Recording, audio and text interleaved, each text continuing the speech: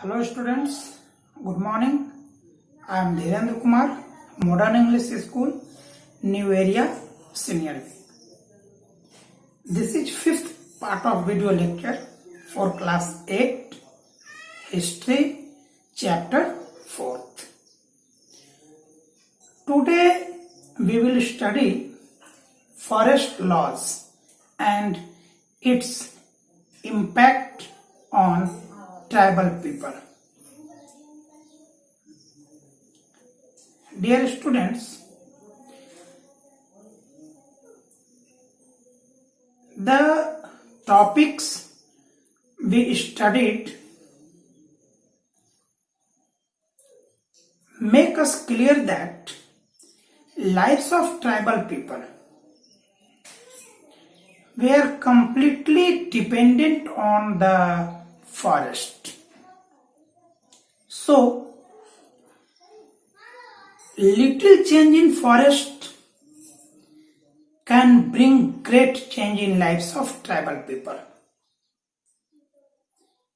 because tribal peoples were completely dependent on forest. Dear students, when British saw forest of India, and when they came to know that timbers of Indian forest were very useful for them for making slippers and other uses, British declared forest as state property. Means forest is now asset of state.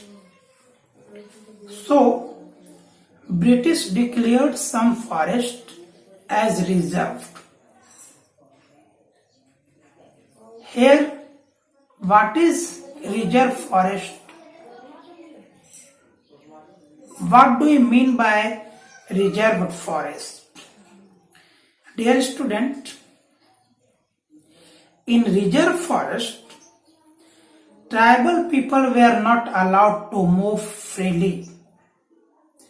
They were not allowed to bring forest produce such as fruits, firewood, and even they were not allowed to hunt in reserve forest. Means they were completely barred from entering into the reserve forest. But this made tribal peoples very anxious. When tribal people expelled from the forest, they became unemployed. Their livelihood were in danger. They moved to the other places in search of livelihood. But a problem was created here. When all the tribal people escaped from the forest, British faced a very big problem.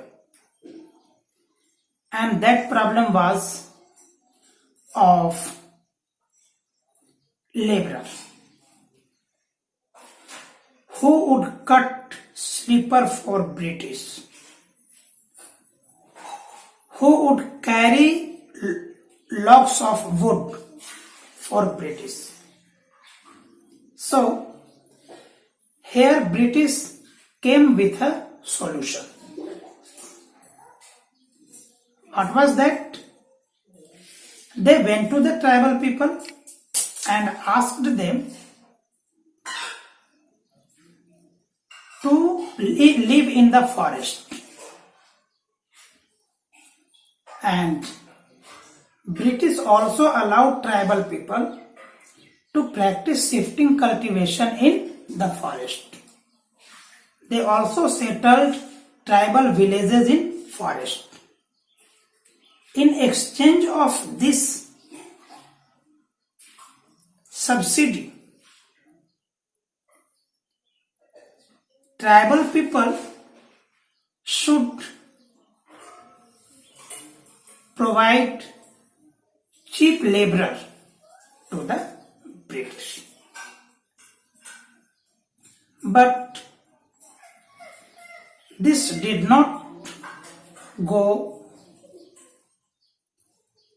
smoothly because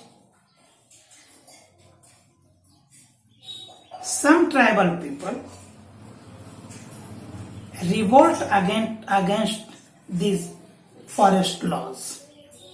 For example, Songram Sangma revolt in Assam in 1906 and Forest Satyagrah in Gujarat in 1930s.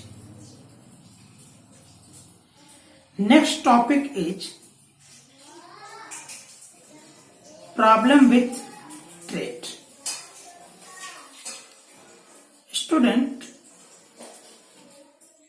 money lenders and traders visited forest frequently to buy forest produce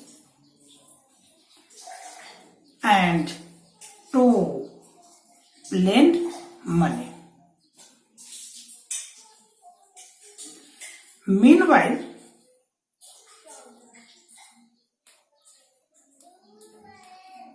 demand of silk increased surprisingly in European market.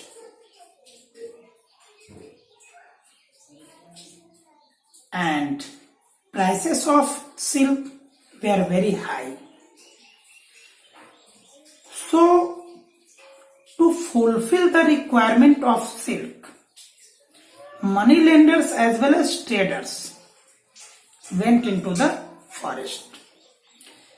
They provided loan, they asked to make silk,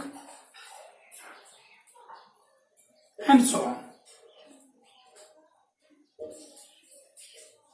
During those times, in Hazaribagh,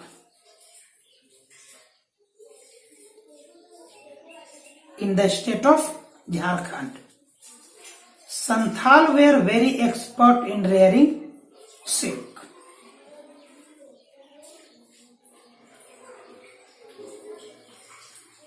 The middleman, why this was called middleman? Because middleman acted as an agent between traders and producers. Who was producer? Tribal people were producer. But here one problem was there. Middleman used to buy 1,000 cocoon in 3 to 4 rupees. Means cost of 1,000 cocoon was 3 to 4 rupees. And this was sent to the Vardhan or Gaya district. But here they sold it at rate which was 5 times more than cost price. Means 3 to 4 rupees cost price, and this was sold at the rate of 15 to 20 rupees. Means producer was not beneficial.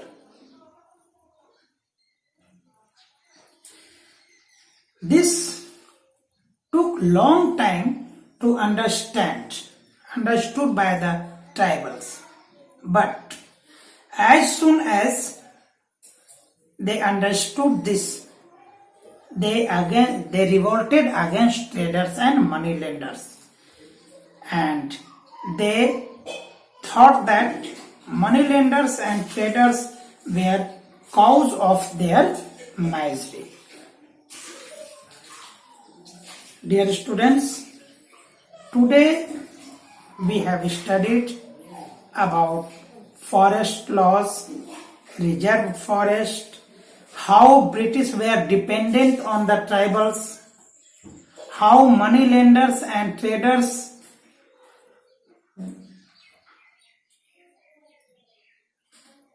misused their power, and how tribal thought money lenders and traders as cause of their misery. That's all. Stay at home to fight with Corona. Have a nice day.